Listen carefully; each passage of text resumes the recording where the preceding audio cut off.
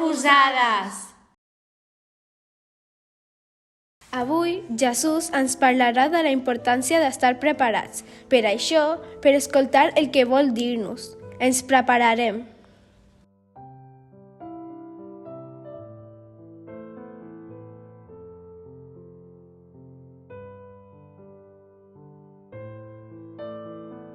Prova de tancar els ulls sin pensar que demà és el teu aniversari. Demà mateix estàs desitjat que arribi ja perquè et felicitin moltes persones que estimes, per celebrar-ho amb la teva família i amics, i bé, perquè algun regal caurà.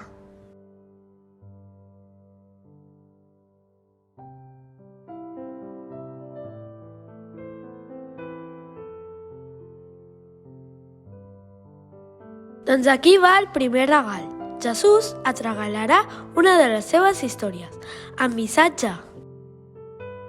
Jesús va explicar als seus amics aquesta història. Havia d'haver-hi un casament i era costum que un grup de dones esperessin el nuvi a la porta amb llànties enceses. 10 dones van anar a esperar-lo. 5 d'elles eren prudents i havien portat prou oli per les llànties. Les altres 5 eren descuidades i quasi no van portar oli. Com que el nuvi trigava a arribar, aquestes últimes es van quedar sense oli i van haver de tornar a casa seva per buscar més oli. Però just quan estaven junts va arribar el nuvi, així que va convidar les 5 que ja hi eren a entrar a la festa. Quan les altres van tornar, tothom estava a la festa i no van poder entrar perquè la porta estava tancada i perquè havien estat descuidades. Quan va acabar de parlar, tots van quedar pensarosos, perquè entenien que Jesús els estava dient que per a viure com Déu vol, hem d'estar atents i no ser descuidats. Segueix imaginant que ha arribat el teu aniversari. Tens moltes ganes que et truqui la gent, que t'envien un munt de missatges i fotos. I, de sobte, descobreixes que el telèfon s'ha quedat sense bateria. Però si ahir a la nit vas pensar que el deixaries carregant-se. Això és el que vol dir Jesús amb la seva història d'avui, que estiguem preparats, que siguem previsors per no perdre'ns alguna cosa bona. Si no estàs atent, si no ets poses les piles, hi ha unes quantes coses importants que se't poden escapar. És així de senzill. Cal estar a la vida amb el telèfon llest per a qualsevol missatge que ens pugui arribar. En la vida de Jesús va haver-hi una persona que sempre estava disposada i preparada, pura i humil, encara que no entengués gaires coses. Maria sempre deia que sí, tant de bo fóssim una mica més com ella.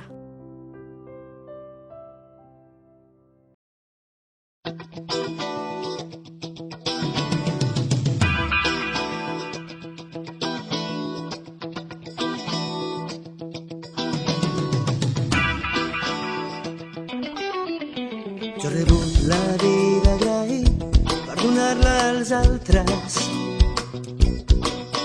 i trauré la força d'on sigui per no deixar mai d'arriscar.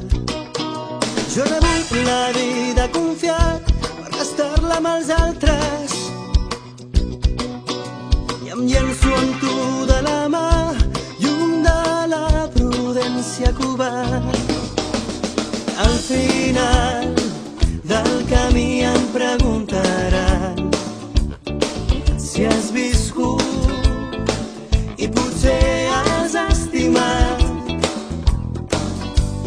I al final del camí em preguntaran si has viscut i potser has estimat.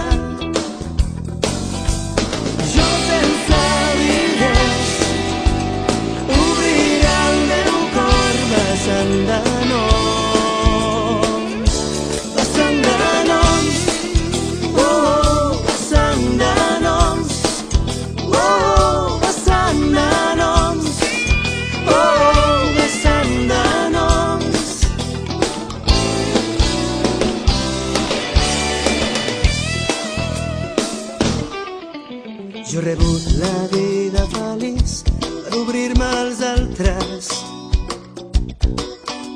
i la boira que trobo al camí no em fa por perquè tu hi ets dins. Jo he rebut la vida confiat per viure i fer viure, i el meu cor s'omplirà de tothom vessant de llàgrimes amb rostre i no. I al final del camí em preguntaran si has viscut i potser has estimat.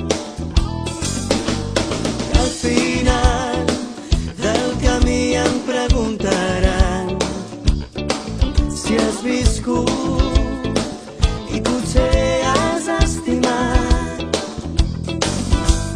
Jo sense diners obriré el meu cor vessant de noms, vessant de noms, oh, vessant de noms, oh, vessant de noms, oh, vessant de noms.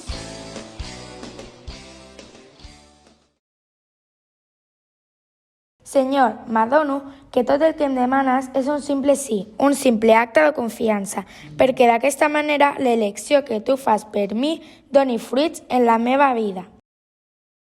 No vull estar tan ocupat amb la meva manera de viure, els meus plans i projectes, els meus parents, amics i coneguts, que no me n'adoni ni tan sols que tu estàs amb mi, més a prop que cap altre. No vull ser cec als gestos d'amor que venen de les teves mans, ni sord a les paraules amoroses que venen de la teva boca. Vull veure't quan camines amb mi i escoltar-te quan em parles.